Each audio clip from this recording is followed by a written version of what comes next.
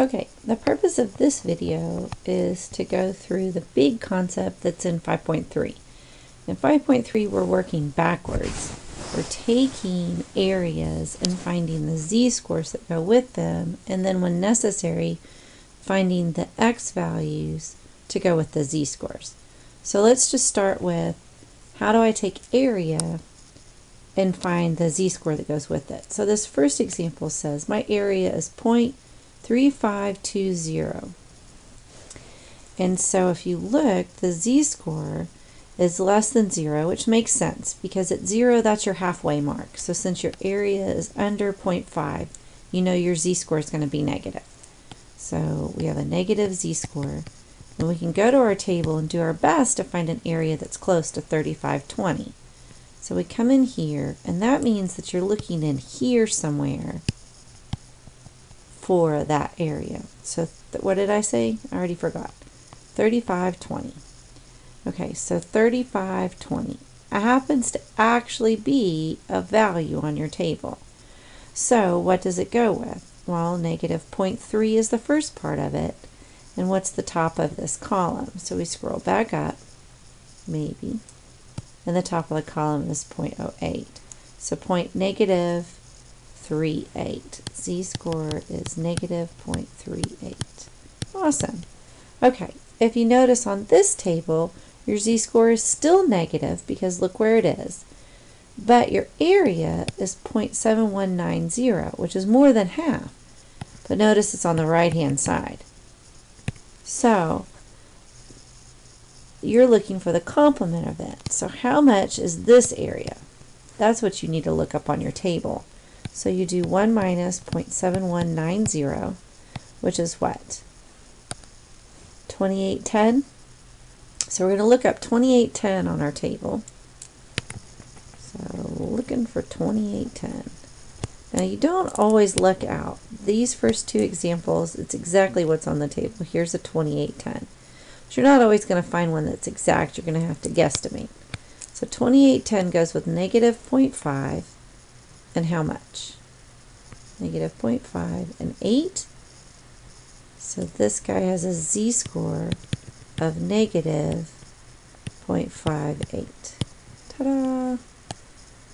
Okay, for this third one, we were given two areas. Notice we're basically asking for, here's a positive z this way, and the same exact z but in the negative direction.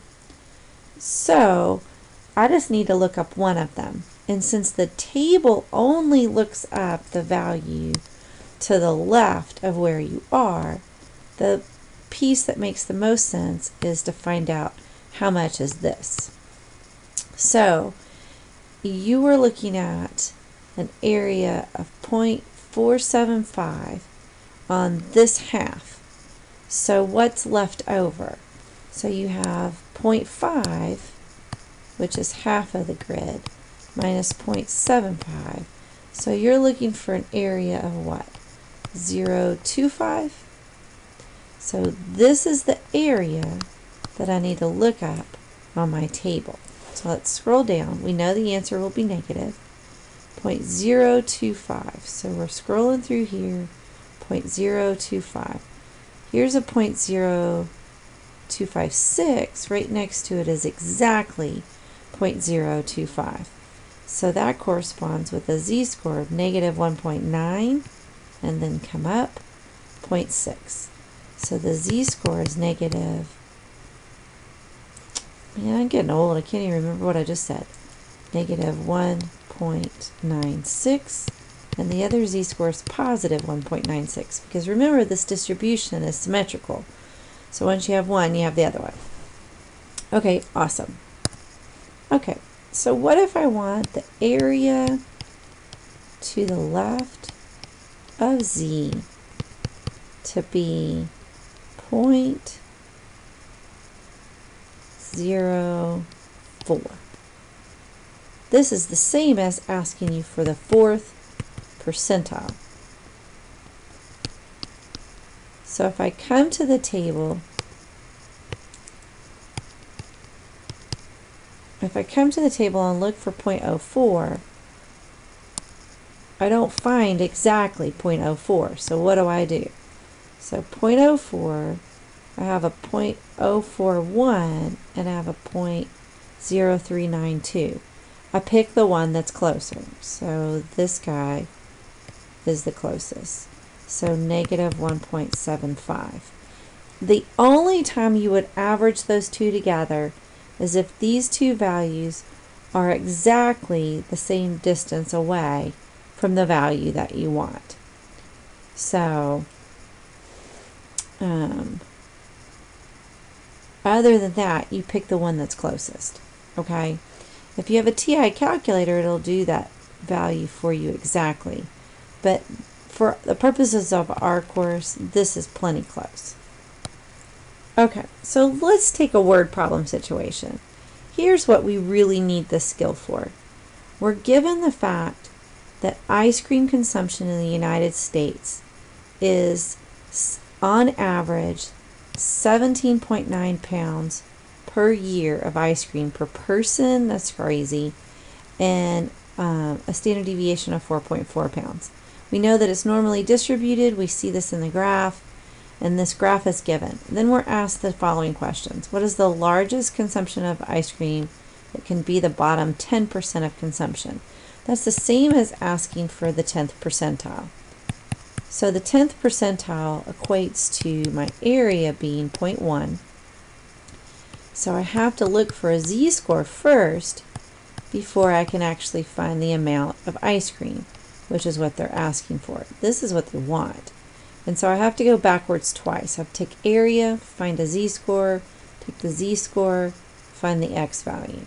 So let's start with this. Area of 0.1 would be small, right? If you're looking here, area would be something like this. So are you looking for a z-score that's positive or negative, right? So we're looking at a negative z-score. We come back up here. We're looking for an area that's as close to 0.1 as we can get. And sometimes my eyes catch one faster than the other. So like I might see this one here. But if you look, this 99 is actually closer than 102. So this 99 correlates with what? A 0.03 and a 233. So let's see. So the area, let me get out of this highlighter. The area was 0.1. The z-score is negative 2.33. Now the question is, how do we get x? Well, let's take a formula we already know. We know that we could get a z-score by doing x minus the mean divided by the standard deviation. So if I multiply both sides by the standard deviation, then I get standard deviation times z is equal to x minus the mean. If I come back and add the mean to both sides, now I have a formula for x that says x is equal to the standard deviation times z plus the mean. So since I'm looking for x, I need the standard deviation, which I can get from my chart was 4.4. The z-score we looked up. The mean is also on my chart, 17.9. And I'm saying chart, I really should use the word graph. And so this math is the math I need to find the ice cream that would be the bottom 10% of consumption, which is 7.648.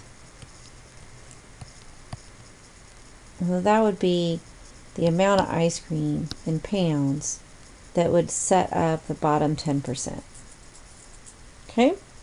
Now, that going backwards concept is a little rough, but write this down on your formula page. It is on the formula sheet that you'd be given on the final exam, so it's not something you need to memorize. Just know how to use it.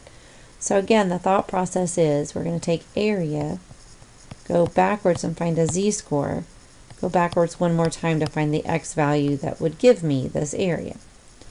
All right, for the second part of this question, we want to know what two values lie in the middle 80%.